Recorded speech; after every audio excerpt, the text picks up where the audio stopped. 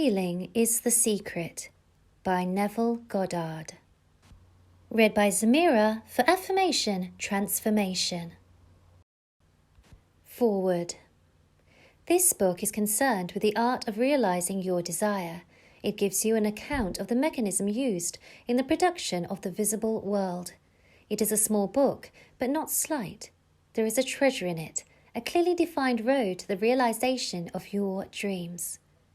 Were it possible to carry conviction to another by means of reasoned arguments and detailed instances, this book would be many times its size.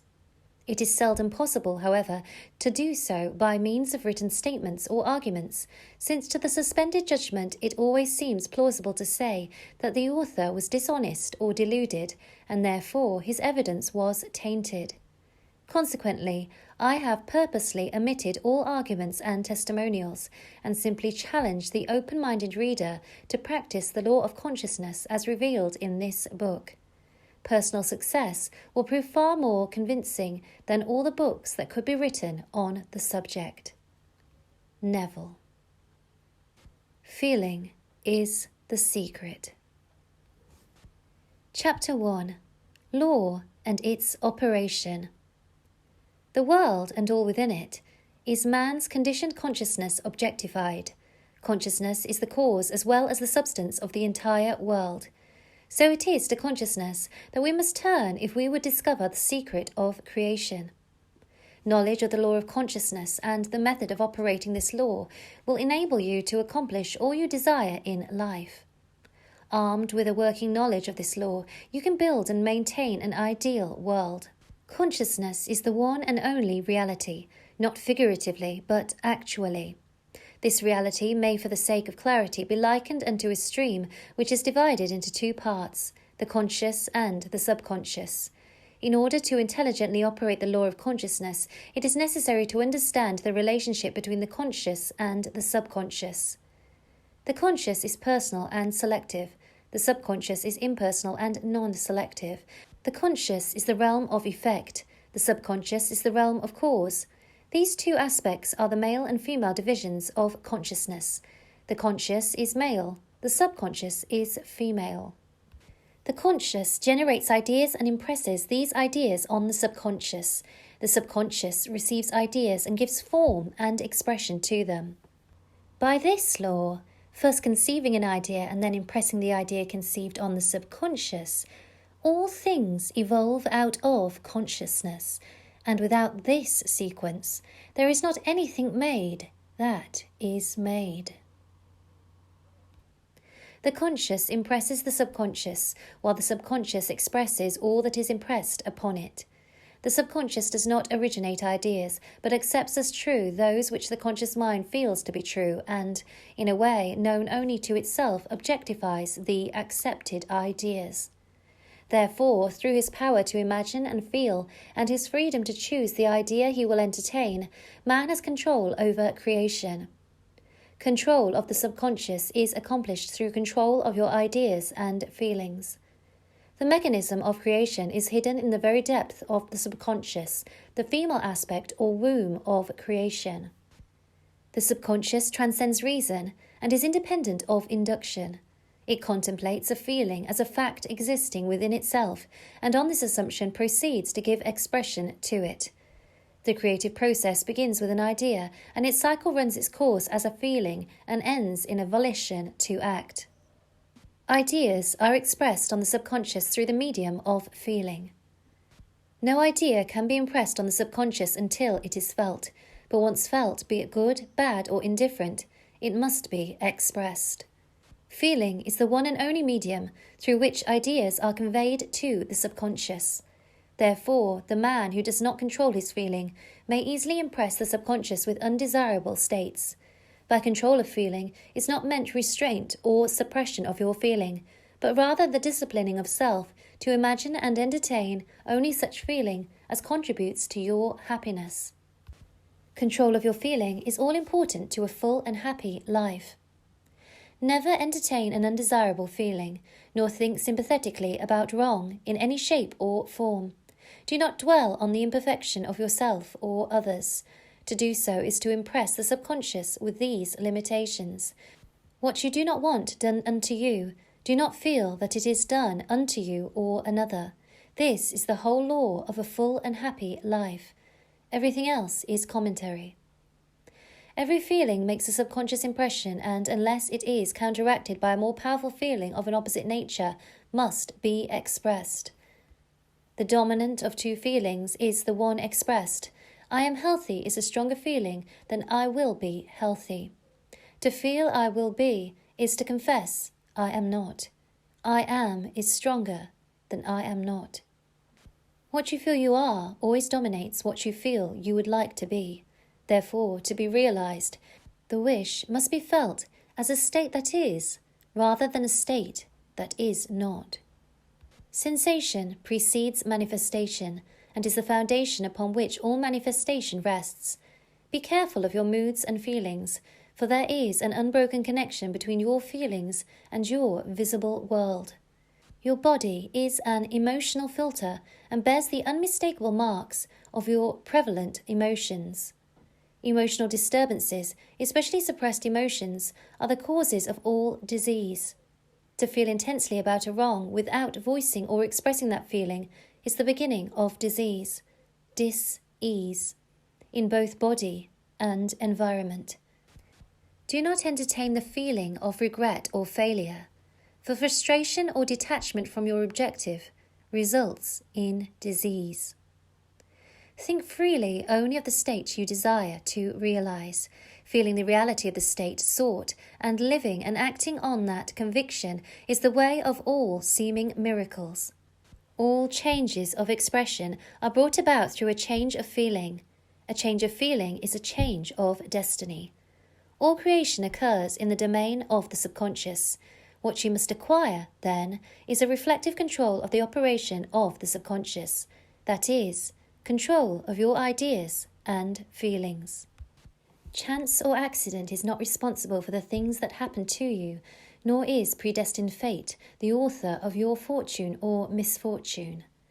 Your subconscious impressions determine the conditions of your world. The subconscious is not selective, it is impersonal and no respecter of persons. Acts 10:34, Romans 2:11. The subconscious is not concerned with the truth or falsity of your feeling. It always accepts as true that which you feel to be true. Feeling is the assent of the subconscious to the truth of that which is declared to be true. Because of this quality of the subconscious, there is nothing impossible to man. Whatever the mind of man can conceive and feel as true, the subconscious can and must objectify. Your feelings create the pattern from which your world is fashioned, and a change of feeling is a change of pattern. The subconscious never fails to express that which has been impressed upon it. The moment it receives an impression, it begins to work out the ways of its expression. It accepts the feeling impressed upon it, your feeling, as a fact existing within itself, and immediately sets about to produce in the outer or objective world the exact likeness of that feeling. The subconscious never alters the accepted beliefs of man. It outpictures them to the last detail whether or not they are beneficial. To impress the subconscious with a desirable state, you must assume the feeling that would be yours had you already realized your wish. In defining your objective, you must be concerned only with the objective itself. The manner of expression or the difficulties involved are not to be considered by you. To think feelingly on any state impresses it on the subconscious. Therefore, if you dwell on difficulties, barriers or delay, the subconscious, by its very non-selective nature, accepts the feeling of difficulties and obstacles as your request and proceeds to produce them in your outer world. The subconscious is the womb of creation. It receives the idea unto itself through the feelings of man. It never changes the idea received, but always gives it form. Hence the subconscious outpictures the idea in the image and likeness of the feeling conceived. To feel a state as hopeless or impossible is to impress the subconscious with the idea of failure. Although the subconscious faithfully serves man, it must not be inferred that the relation is that of a servant to a master, as was anciently conceived. The ancient prophets called it the slave and servant of man. St. Paul personified it as a woman and said, "The woman should be subject to man in everything." Ephesians 5:24. Also 1 Corinthians 14:34, Ephesians 5:22, Colossians 3:18, Peter 3:1. The subconscious does serve man and faithfully gives form to his feelings. However, the subconscious has a distinct distaste for compulsion and responds to persuasion rather than to command. Consequently, it resembles the beloved wife more than the servant. The husband is head of the wife. Ephesians 5:23. May not be true of man and woman in their earthly relationship, but it is true of the conscious and the subconscious, or the male and female aspects of consciousness. The mystery to which Paul referred when he wrote, "This is a great mystery." 5:32. He that loveth his wife loveth himself. 5:28. And they two shall be one flesh. 5:31. Is simply the mystery of consciousness. Consciousness is really one and undivided, but for creation's sake it appears to be divided into two. The conscious, objective, or male aspect truly is the head and dominates the subconscious, subjective, or female aspect. However, this leadership is not that of the tyrant, but of the lover. So, by assuming the feeling that would be yours were you already in possession of your objective, the subconscious is moved to build the exact likeness of your assumption. Your desires are not subconsciously accepted until you assume the feeling of their reality, for only through feeling is an idea subconsciously accepted, and only through this subconscious acceptance is it ever expressed. It is easier to ascribe your feeling to events in the world than to admit that the conditions of the world reflect your feeling. However, it is eternally true that the outside mirrors the inside. As within, so without. As above, so below. As below, so above. As within, so without. As without, so within. Correspondence. The second of the 7 principles of Hermes Trismegistus. A man can receive nothing unless it is given him from heaven. John 3:27. And the kingdom of heaven is within you. Luke 17:21. Nothing comes from without. All things come from within, from the subconscious. It is impossible for you to see other than the contents of your consciousness. Your world in its every detail is your consciousness objectified. Objective states bear witness of subconscious impressions. A change of impression results in a change of expression.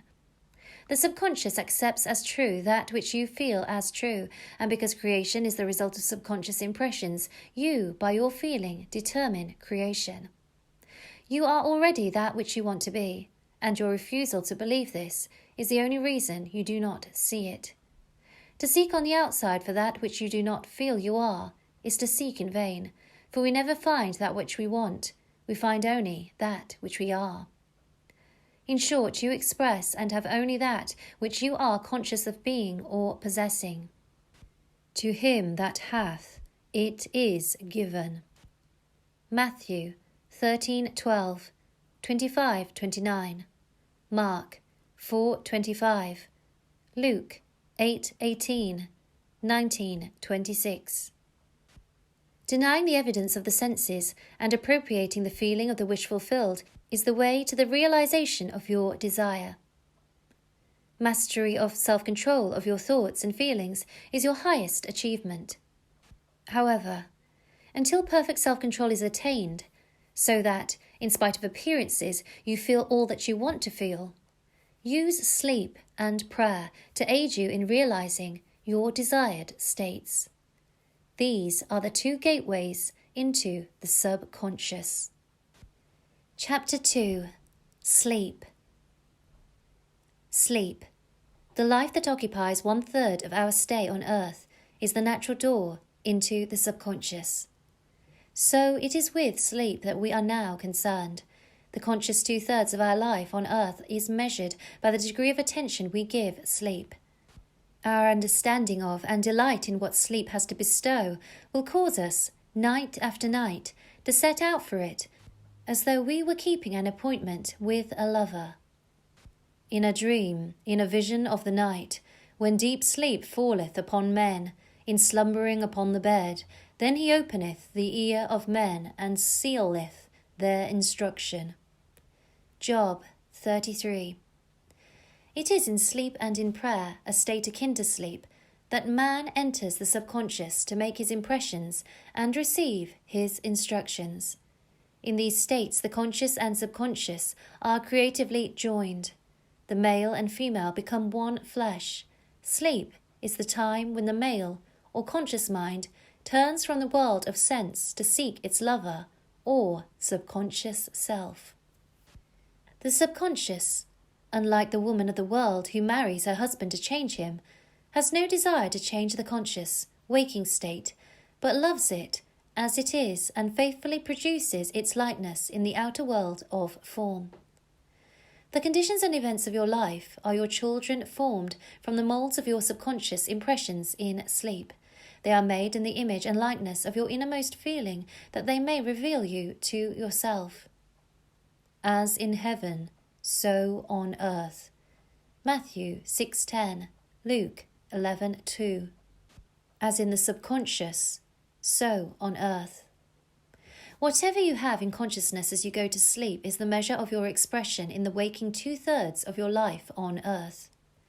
Nothing stops you from realizing your objective, save your failure to feel that you are already that which you wish to be, or that you are already in possession of the thing sought. Your subconscious gives form to your desires only when you feel your wish fulfilled. The unconscious of sleep is the normal state of the subconscious, because all things come from within yourself, and your conception of yourself determines that which comes. You should always feel the wish fulfilled before you drop off to sleep.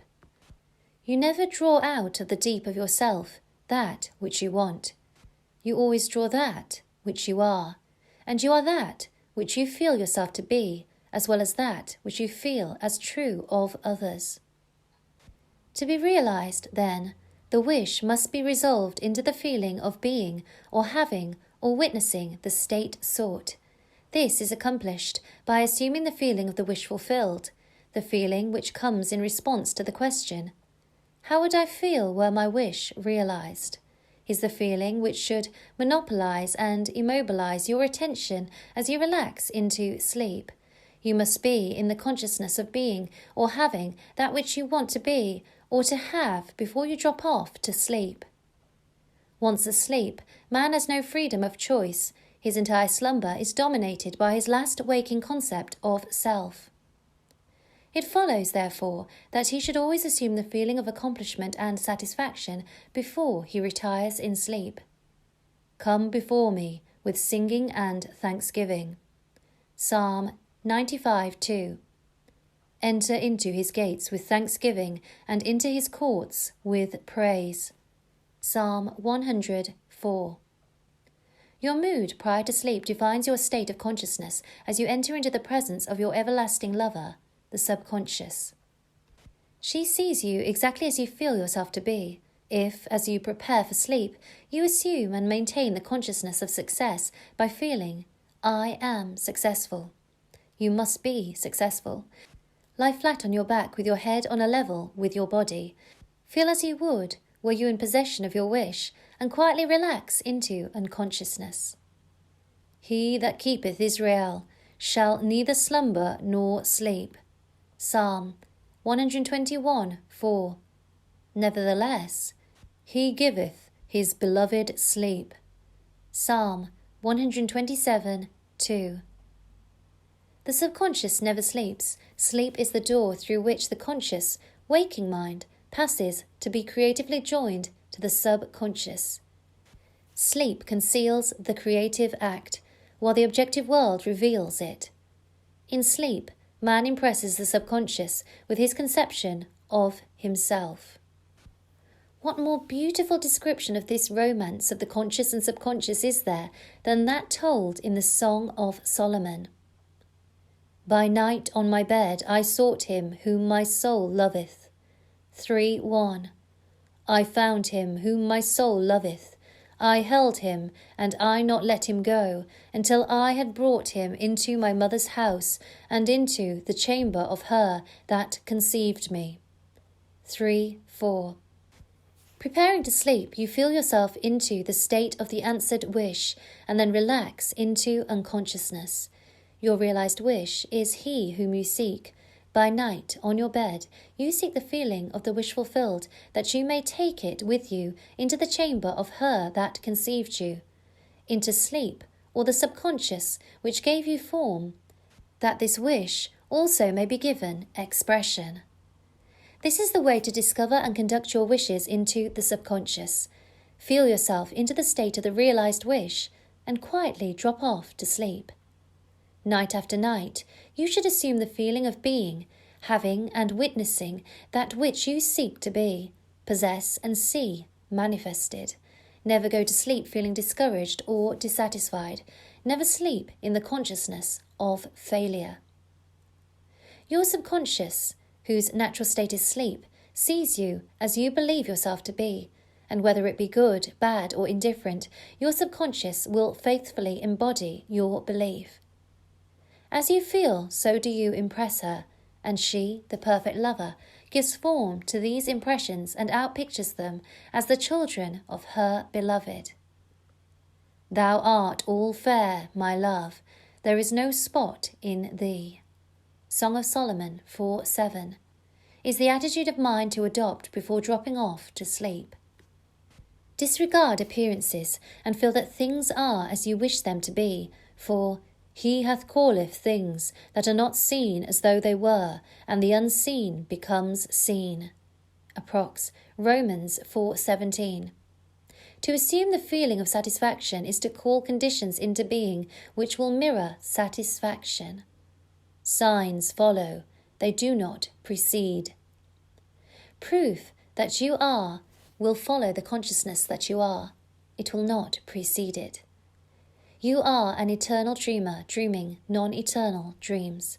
Your dreams take form as you assume the feeling of their reality.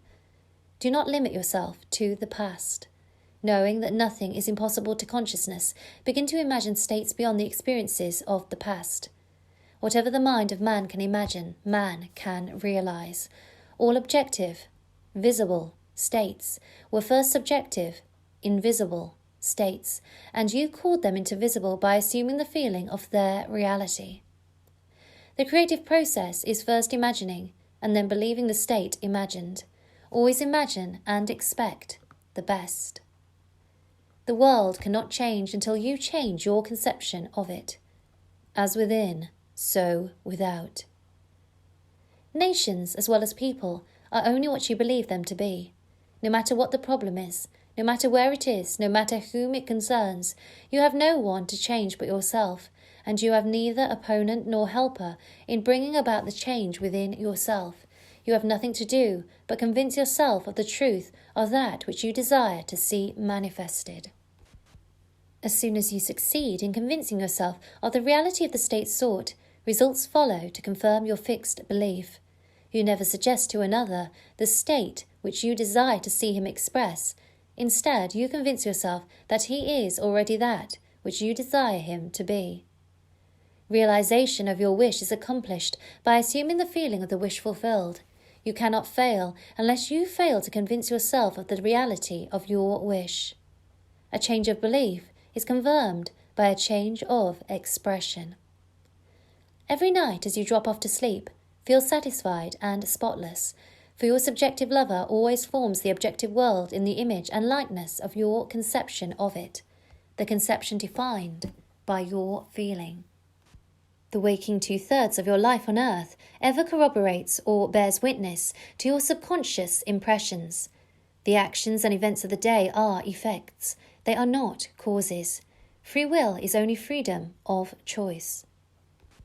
Choose ye this day whom ye shall serve.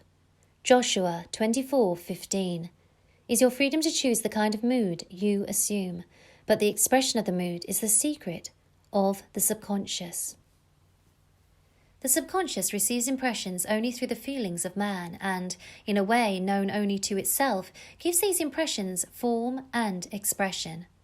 The actions of man are determined by his subconscious impressions.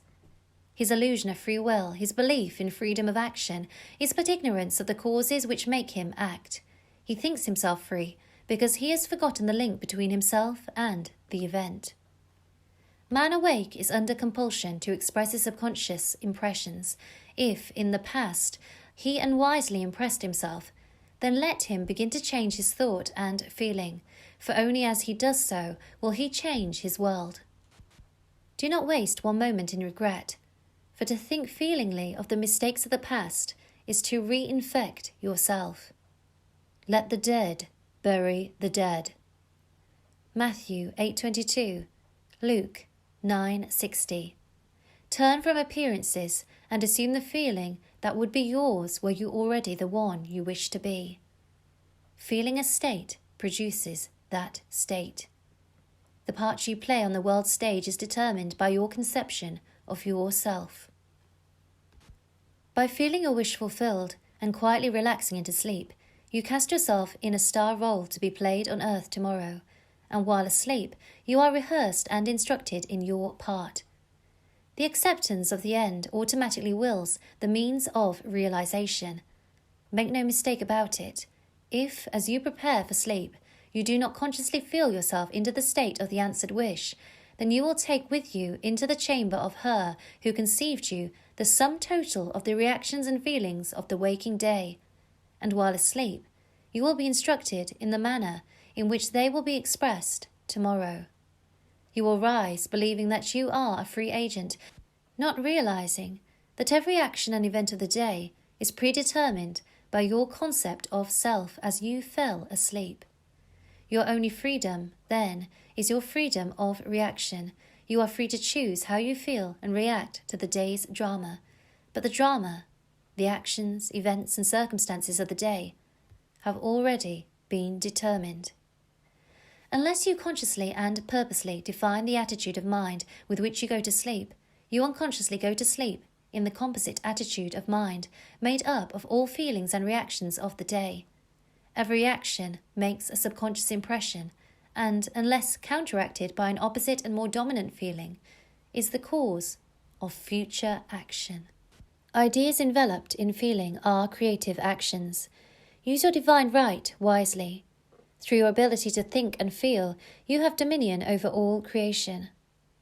While you are awake, you are a gardener selecting seed for your garden. But except a corn of wheat fall into the ground and die, it abideth alone. But if it die, it bringeth forth much fruit. John 12:24. Your conception of yourself as you fall asleep is the seed you drop into the ground of the subconscious. Dropping off to sleep feeling satisfied and happy compels conditions and events to appear in your world which confirm these attitudes of mind. Sleep is the door into heaven. What you take in as a feeling, you bring out as a condition, action, or object in space. So sleep in the feeling of the wish fulfilled. Chapter 3. Prayer. Prayer, like sleep, is also an entrance into the subconscious. When you pray, enter into your closet, and when you have shut your door, pray to your Father which is in secret, and your Father which is in secret shall reward you openly. Matthew 6:6. Prayer is an illusion of sleep which diminishes the impression of the outer world and renders the mind more receptive to suggestion from within. The mind in prayer is in a state of relaxation and receptivity akin to the feeling attained just before dropping off to sleep. Prayer is not so much what you ask for as how you prepare for its reception.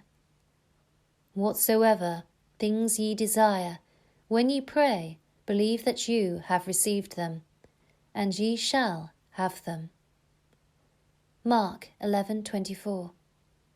The only condition required is that you believe that your prayers are already realized.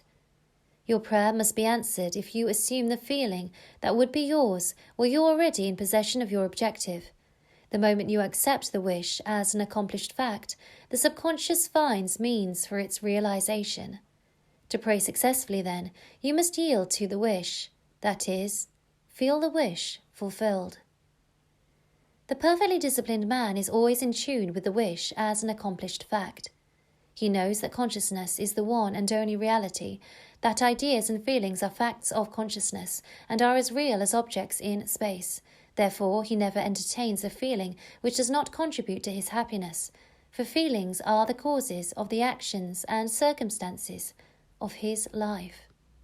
On the other hand, the undisciplined man finds it difficult to believe that which is denied by the senses, and usually accepts or rejects solely on appearances of the senses.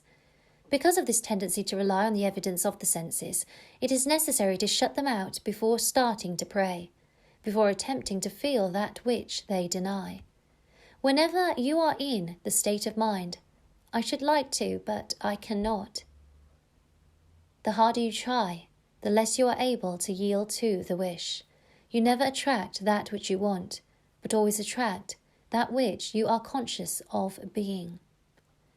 Prayer is the art of assuming the feeling of being and having that which you want. When the senses confirm the absence of your wish, all conscious effort to counteract this suggestion is futile and tends to intensify the suggestion. Prayer is the art of yielding to the wish and not the forcing of the wish. Whenever your feeling is in conflict with your wish, feeling will be the victor. The dominant feeling invariably expresses itself. Prayer must be without effort. In attempting to fix an attitude of mind which is denied by the senses, effort is fatal. To yield successfully to the wish as an accomplished fact, you must create a passive state, a kind of reverie or meditative reflection similar to the feeling which precedes sleep. In such a relaxed state, the mind is turned from the objective world and easily senses the reality of a subjective state. It is a state in which you are conscious and quite able to move or open your eyes, but have no desire to do so. An easy way to create this passive state is to relax in a comfortable chair or on a bed. If on a bed, lie flat on your back, with your head on a level with your body. Close your eyes and imagine that you are sleepy. Feel, "I am sleepy, so sleepy, so very sleepy." In a little while, a faraway feeling, accompanied by a general lassitude and loss of all desire to move, envelops you. You feel a pleasant, comfortable rest, and not inclined to alter your position, although under other circumstances you would not be at all comfortable. When this passive state is reached, imagine that you have realized your wish. Not how it was realized, but simply the wish fulfilled. Imagine in picture form what you desire to achieve in life. Then feel yourself as having already achieved it. Thoughts produce tiny little speech movements which may be heard in the passive state of prayer as pronouncements from without.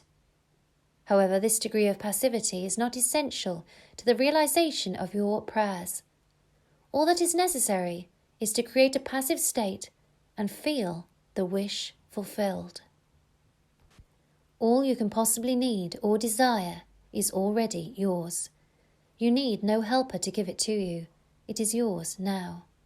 Call your desires into being by imagining and feeling your wish fulfilled.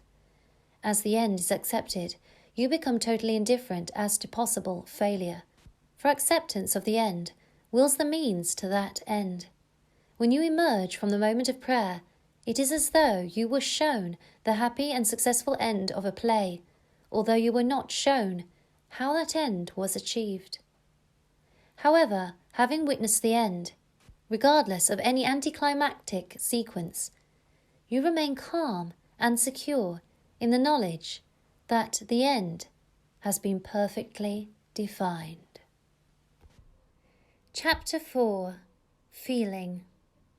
Not by might, nor by power, but by my Spirit, saith the Lord of hosts. Zechariah 4:6. Get into the spirit of the state desired by assuming the feeling that would be yours were you already the one you want to be. As you capture the feeling of the state sought, you are relieved of all effort to make it so, for it is already so. There is a definite feeling associated with every idea in the mind of man. Capture the feeling associated with your realized wish by assuming the feeling that would be yours were you already in possession of the thing you desire, and your wish will objectify itself. Faith is feeling. According to your faith, feeling, be it unto you. Matthew 9:29. You never attract that which you want, but always that which you are. As a man is, so does he see. To him that hath, it shall be given, and to him that hath not, it shall be taken away. Matthew 13:12, 25:29, Mark 4:25, Luke 8:18, 19:26. That which you feel yourself to be, you are, and you are given that which you are. So assume the feeling that would be yours were you already in possession of your wish, and your wish must be realized. So God created man in his own image. In the image of God created he him. Genesis 1:27. Let this mind be in you, which was also in Christ Jesus, who being in the form of God, thought it not robbery to be equal with God. Philippians 2:5-6. You are that which you believe yourself to be. Instead of believing in God or Jesus, believe you are God or you are Jesus. He that believeth on me, the works that I do shall he do also. John 14:12 should be, he that believes as I believe, the works that I do shall he do also. Jesus found it not strange to do the works of God, because he believed himself to be God. I and my Father are one. John 10:30. It is natural to do the works of the one you believe yourself to be, so live in the feeling of being the one you want to be, and that you shall be. When a man believes in the value of the advice given him and applies it, he establishes within himself the reality of success. That's the end of this audiobook. If you enjoyed it, please give me a thumbs up. Let me know what you thought of the book, and subscribe if you want to see more audiobooks like this in future. That's all from me for today, and I will see you in my next video. Bye!